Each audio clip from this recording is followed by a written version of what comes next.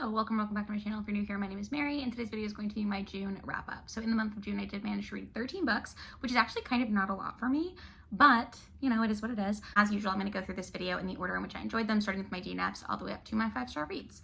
So if you'd like to see what I read in June and how I felt about it, just keep watching. In June, I did DNF 3 books. So the first that I DNF'd was Winter's Orbit by Everina Maxwell. I vlogged part of my experience reading this book. I got like a third into it and I just was not into it. This is a queer sci-fi book, and it, in my opinion, had too much plot and not enough romance, if that makes sense. So it's like a marriage of convenience as part of this treaty, but there's also like a murder mystery plot underlying it. And to me, it just wasn't cohesive enough, and I didn't care enough about either plot, so it just didn't really work for me. The other book that I DNF'd in June was Build Your House Around My Body by Violet Coopersmith. I could not follow this book. It's a dual timeline that, in my opinion, was not clearly enough delineated, and it's following 2 different disappearances in Vietnam. One is a Vietnamese American girl who's back in Vietnam visiting family, I think, and the other is someone else. And I just couldn't follow it. I'm sorry. I've heard really good things about it, but then when I was looking at reviews, a lot of them kind of said that they didn't really get it, even if they read the whole thing. And I think the writing style was good. I just could not follow what was happening, so I did not finish that one. And then also Lady Night by Amelie Howard. This is a Regency romance. It's actually the second book in a series of standalones, which I didn't know going into it. I don't usually mind that, like it doesn't really bother me, but I didn't have a ton of time left on the audiobook by the time I finally got around to this one, because I rented it from my library, and then I was just realizing I wasn't that interested in it, and I didn't want to like force myself to binge listen to it. And so I just let it return to the library and I didn't worry about it. I'm not saying I'll never go back to that, but I don't have any plans to at this moment. So those are the 3 books that I DNF'd. Now let's go through the books that I liked / didn't like, I guess. So the worst book that I read this year, or the worst book that I read in June, was actually The Mountain in the Sea by Ray Naylor. I would have DNF'd this book if it had not been very highly recommended to me by one of my best friends. We have very different reading tastes, is something that I'm learning. Like, we align on certain things, but we have very different preferences and different reasons that we like the same things, if that makes sense. But my friend Antonia recommended this to me. She's the one who I was buddy reading Ninth House and Hellbent with this year. And she kept telling me how good this book was. So I had it on hold. It took forever to get in. How do I even explain what it's about? So it's about like a scientist in the future studying octopuses, and we find out that octopi, perhaps? We find out that they are, we always, like, you know that octopuses are really smart, but we find out that they're like even smarter than we thought they were, and that they've developed a language and a culture. And I thought that sounded really interesting. However, this book also uses a lot of like AI, and it talks a little bit about like the dangers of AI, and sort of explores the possibility of like AI taking over human jobs, and also like human companionship, which to an extent is interesting, but like I don't like books about robots. I think I've mentioned this before. Like, whenever there's a robot plotline, I just don't care about it. I don't know what it is about that, but as soon as I knew that AI was going to be a big part of this book, I realized that I wouldn't care about it. There is a part of this book that's set on like a slave ship, and it's technically an illegal slave ship, but the people are being enslaved and the ship is sentient, like it's an AI ship. And that was the most interesting part to me. So I think if that had been a whole book, I would have liked that. But in general, I'm not into the AI thing. I'm not into the robot thing. So there's like a whole conversation in the book about like what makes somebody a person, and like if this artificial intelligence is conscious, like is that a person? And I would argue no. And I don't think it's that complicated of a question. So next. But yeah, I gave that book 2 stars. I was not a big fan of it. And honestly, I think 2 stars was generous. The next worst book I guess I read in June, or the next book that I liked the least, is a book that I gave 2.5 stars, and that was Incidents Around the House by Josh Malerman. I believe he's the author of Bird Box, which I have not read. But this one is about a family of 3. So it's like a mom, a dad, and they have a little girl, and it's from the perspective of the little girl. I think she's like 5, but don't quote me on that. And she has this being in her room that she calls Other Mommy. And I thought this book was so scary. Like, it's one of the scariest books I've ever read. For the first like 3 quarters, there's a reveal that happens towards the end that I actually like really loved. I really liked the fact that it was told from the child's perspective.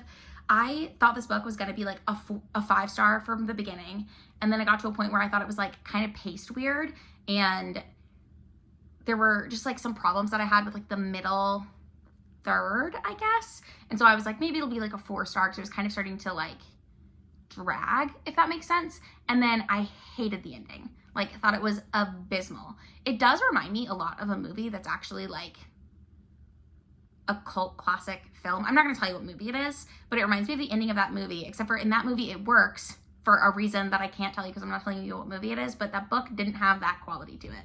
So I don't know if that makes sense. I feel like I can't really talk about this that much without spoiling it, but I would read more from Josh Malerman. However, I haven't read the Bird Box book. I did watch the Bird Box movie, and the ending of that I kind of thought was lackluster too. So I don't know if it's the same as the book or different from the book. It feels a little like Stephen King syndrome, like he has a really great concept and then just like fumbles the bag at the end.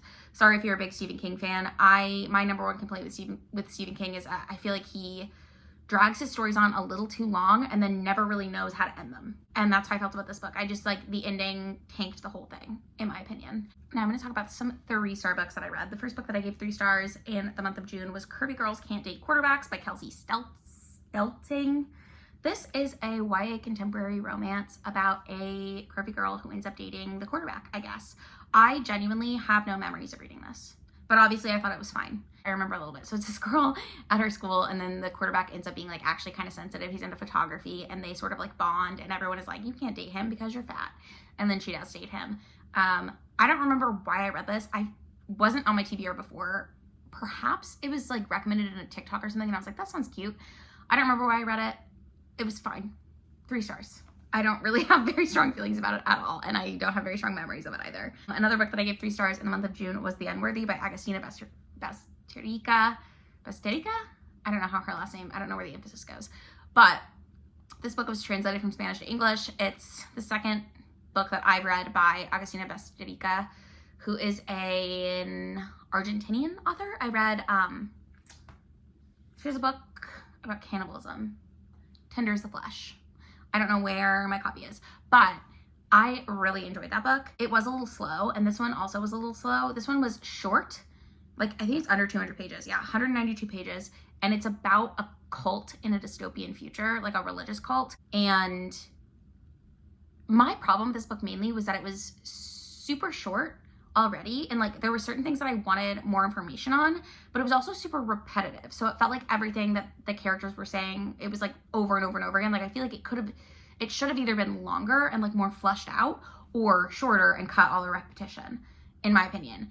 But it's about this girl who's being held at a convent in a dystopian society. We don't really know what's happened to the world around them, and neither does she. We know that she was really sick when she showed up at the convent, and we know that like only women are allowed in this cult, but it doesn't really explore much outside of that. It's just kind of like the day-to-day of this cult thing.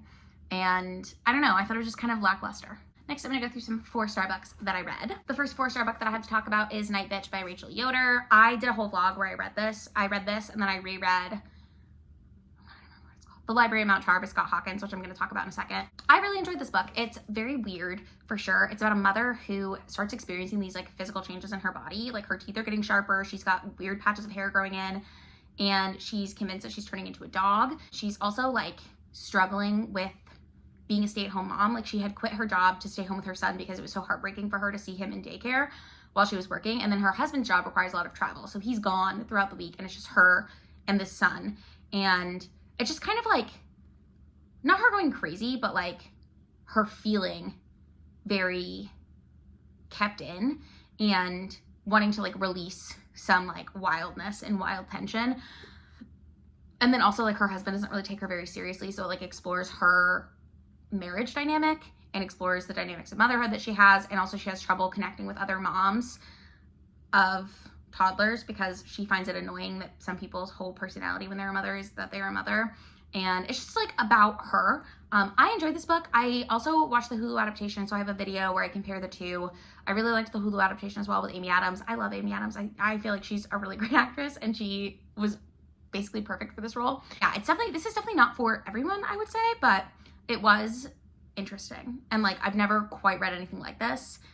And I don't know, I thought it was interesting, I guess. I thought it made a lot of interesting points, and like, at the same time, a lot of what's in this book, it's like a physical manifestation of things that I hear talked about online, and like mom circles or like when people discuss motherhood and parenthood in the modern age and like what it kind of means for women who want it all, I guess. I thought this was a really interesting book. I think if it sounds like something you'd like, it's worth picking up, but it is very strange. And again, I don't think it's for everyone. Another book that I gave 4 stars is called The Psychology of Money by Morgan Housel. This is a nonfiction book. It's like a behavioral economics book. I talk about it in a vlog, maybe my first half of June reading vlog. I'll link that for you. I think that's where I talk about it. But it's about investing strategies, and the author is talking about different people who've made a lot of money and then how some people end up remaining wealthy and then other people like aren't able to do that. So it's about money managing and that kind of, it's like money managing investments. It's not like a get rich quick book, which I feel like you should be very, if you're interested in those, like be very wary of those because I don't know. But he just talks about different like investment strategies. He eventually tells you what his investment strategy is, and his investment strategy is basically low risk investments and living well below his means. And that's like how he and his family have been able to put as much into savings as they have. And so they will eventually be able to retire and like live off of what they have, but they're never going to be living with like yachts and private planes and all of that kind of stuff. So anyways, I thought it was interesting enough. I guess I was an econ major in college, so I feel like it really didn't teach me that much more. Like I didn't really learn a ton from it, but you know, if you're interested in that kind of thing, I think it's worth looking into. It was recommended as like one of the most popular nonfiction books on Goodreads, I think is why I picked it up. But, and I've also always been interested in like behavioral economics. I find that to be an interesting sphere in economics personally. Another book that I gave 4 stars that I was kind of surprised by was I'm Glad My Mom Died by Jennette McCurdy. Jennette McCurdy was that girl on Nickelodeon. She was in like Sam and Cat and iCarly. She played Sam Beckett, is that her last name? But she was a child star, and the book is basically about how she became a child star kind of against her will. Like she never really wanted to do it, but she did it to make her mom proud because her mom had always wanted to be an actress. She talks about growing up Mormon and what that was like for her. She also talks about like her relationship with her mom and how they had a very toxic relationship, and her mom was pretty abusive towards her, but she didn't really recognize it as abuse until she was much older and got out of that dynamic, I guess. A lot of people said that this book was really emotional for them and that they like really felt for it. I didn't find it that emotional. That sounds bad, but like it wasn't anything crazy to me. I don't know if it's that I just had heard a bunch about it before reading it, so I wasn't surprised by anything in it, but also I didn't love like the writing style of it, if that makes sense. So that just is my opinion. I did listen to the audiobook, and she reads the audiobook, so I think if you do read it, that might be the way to go. It's the same way I felt about Whoopi Goldberg's memoir. She reads the memoir, and I feel like that adds a lot to it. I feel like if I read it physically, I would not have cared at all about it. This one I still think like would have been interesting to read individually, but like it wasn't groundbreaking to me. Your mileage may vary. Now I'm going to quickly go through the rereads that I did in June. So in the month of June, I did reread 2 books. The first one that I reread was The Library of Mount Char by Scott Hawkins. This is a fantasy horror book. How do I just even describe this? I did vlog my experience rereading this. I will link that for you. It's my weird horror reading vlog where I also read Night Bitch. This is about a girl named Carolyn to start, and she is one of 12, I think, children she's an adult now, but when she was a child, she was adopted by this guy that they all call Father, and he's missing. And so she and her siblings are trying to find him because he's like, he might be God. And each of the siblings has a catalog that they've studied, and so they know, and Carolyn's is languages, so she can speak all the languages. There's one guy whose catalog is violence and war, so he knows how to like fight really well. And there's another guy whose catalog is like speaking to animals. There's someone whose catalog is like possible futures. And it's very interesting. It's very like woo-woo-y kind of, but it's just about these like, mostly Carolyn, but like she's plotting something that the reader doesn't know about, but you're like sort of following her plan. There's a couple other characters. There's this guy, Steve Hodgson, who Carolyn meets at the beginning of the book, and he kind of gets like wrapped up in this, and he's just a normal dude. And then there's another guy whose name I'm not going to remember, but he is a like war hero, and he ends up kind of getting wrapped. He works for the CIA now, and so he's like looking into this family, and it's just really like odd. There's a lot of like black humor in this book. It's just very like messy and complicated and just odd. I don't know. I love this book though, but it's very strange. And I remember the first time I read it, I like didn't really understand what was going on. So rereading it for me was nice because I already knew the basics of like the ending and what was going to happen. And it was easier to follow the second time through. I hope that makes sense. The other book that I reread was Social Creature by Tara Isabel Burton. This is a toxic female friendship book. It's kind of a retelling of The Talented Mr. Ripley, but it's at New York City, and we're following two women. There's Lavinia, who's like a 22-year-old socialite, and then Louise is a 30-year-old struggling writer, and Lavinia kind of takes Louise under her wing, and then the closer they get, the like more messy their relationship becomes, and it's just sort of about that. And I love this book too. I think it's so fascinating, and like, I don't know, the writing, Lavinia is such a character because like she's written in a very like, oh darling, we're gonna do this now, and like something about that like is so, it's just so compelling to read because it's just so odd and like not the way that like normal people are, I guess, but like you as the reader kind of also get, because you're in Louise's head, you kind of get like caught up in why she's so invested in this friendship and making things work with Lavinia. And Lavinia also has a sister named Cordelia who becomes a big character, and then like all of Lavinia's friends. And it's just like, I don't know, I find this kind of thing fascinating. It's like watching a train wreck. But those are the rereads that I did in June. And now we'll move on to my 5-star reads. So one book that I read in June that I gave 5 stars was We All Live Here by Jojo Moyes. I've been reading this for a couple months, so I've talked about it a few times in different vlogs. I buddy read this with my mom, which I loved, and she came to visit, and so we finished it together and got to talk about it, which was really great. This is about Lila, and Lila's husband has left her for his mistress, and his mistress is now pregnant. And the mistress is another mom at the school where Lila's kids go to school, so she has to see her all the time. And that's like the beginning of the book. You find out about that. Lila's mom has also died recently, so her stepdad, Bill, is living with her. And then her real dad, like her biological dad, who she hasn't really had a relationship with in like 20 years, comes back to town as well. He's a struggling actor and he needs a place to stay, so he also lives with them. And Bill and her stepdad and her bio dad do not get along. And then she's got a teenage daughter named Celie. And Celie has some chapters in here, so you get her perspective a little bit too. And then she also has, I think Violet is her youngest daughter, and is it Violet? I hope so. I don't know, but she's like 8. And it's just like Lila struggling through this. She ends up having a bunch of stuff going wrong with her house, and Bill, kind of without telling her, hires a gardener named Jensen to like do work on the house, and they kind of butt heads at first, but then they end up getting along better. And there's also this other parent at the school where Violet goes named Gabriel, whose wife has died. And Lila really likes him, but it's like all the like messy complications of being a blended family and of like, the big themes of this book, I feel, are like forgiveness and grief. So like that's what this book is about, and I loved it. I ate it up. It was so good.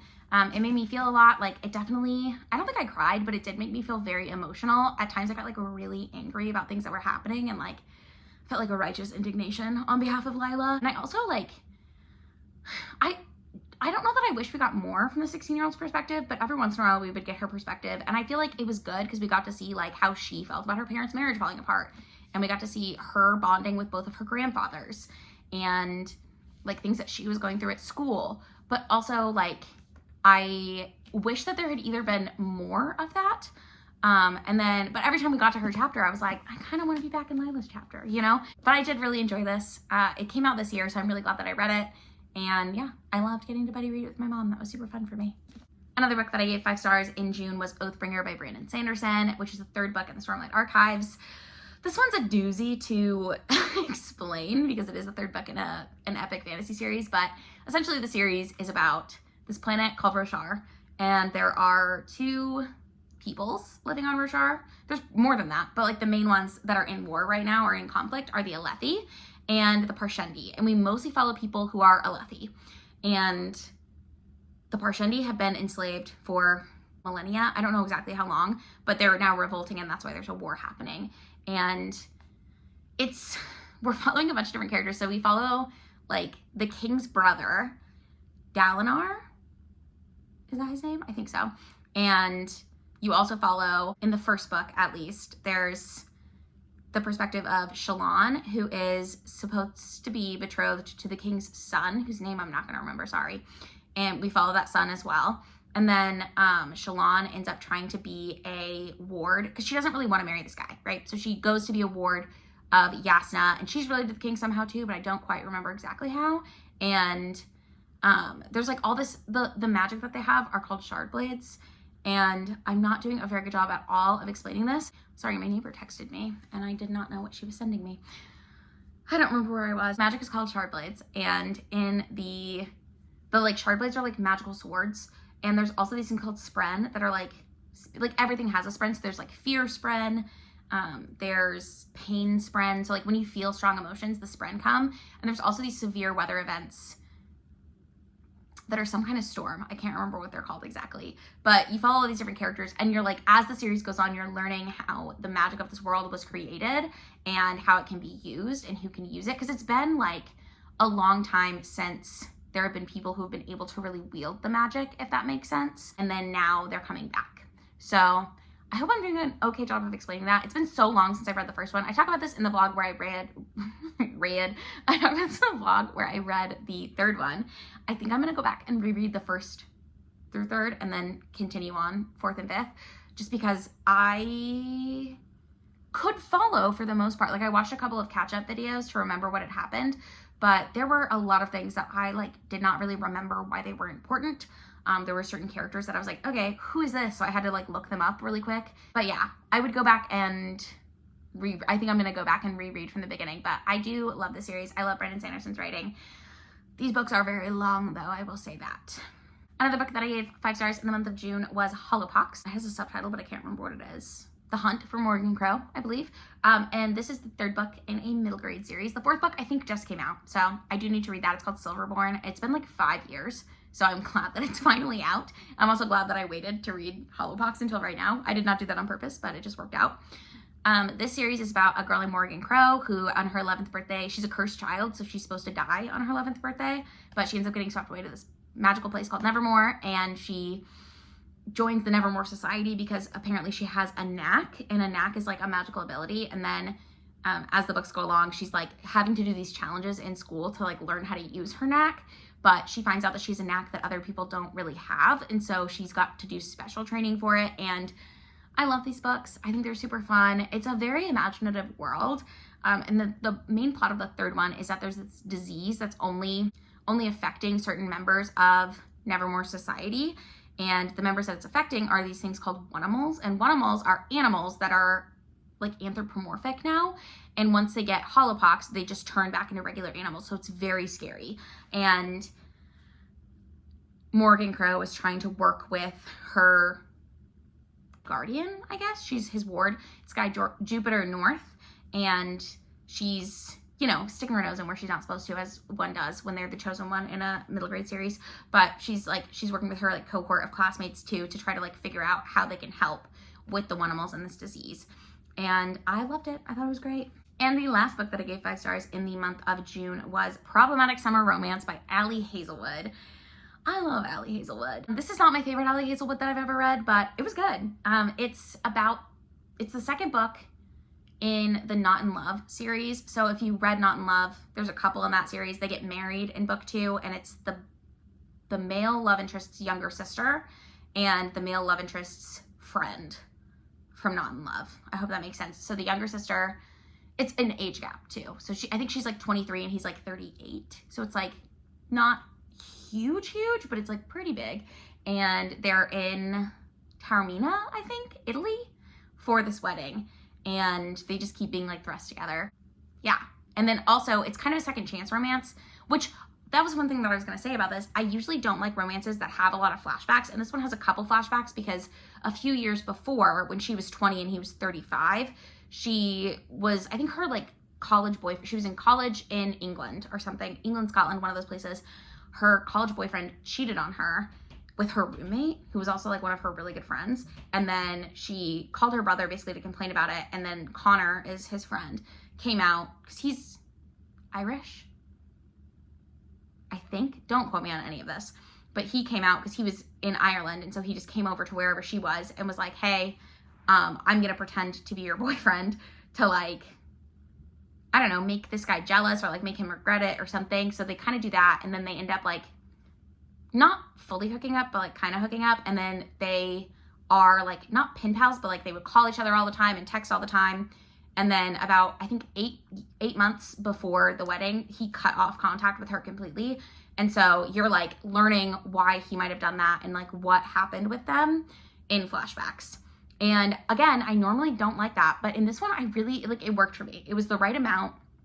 It was, it like helped me see why they liked each other. And I don't know why it worked. I can't really analyze that for you, but it did work. And I was happy about that because I've mentioned before, I don't really like second chance romance because I don't really love, I don't know, I feel like the flashbacks are always like, we were fighting, and it's, I want to see you fall in love now. I don't want to hear about how you were in love, how you, like, you've already been in love and realize that your relationship isn't going to work. I feel like that type of dynamic doesn't usually work for me, but I liked it in this one. I like Miss Allie Hazelwood. I think she does a great job with her romances. I like eat them up. The only one I haven't given 5 stars, I'm pretty sure, is Not in Love. And I just felt meh about it, so I gave it 3 stars. But anyways, those are all the books that I read in June. Let me know in the comments down below if you've read any of these books, if you liked them. Also, let me know what you read in June. If you like this video, go ahead and give it a thumbs up. If you want to, you can subscribe to my channel. I do try to post 2 videos every week, and I will see you in the next one. Bye!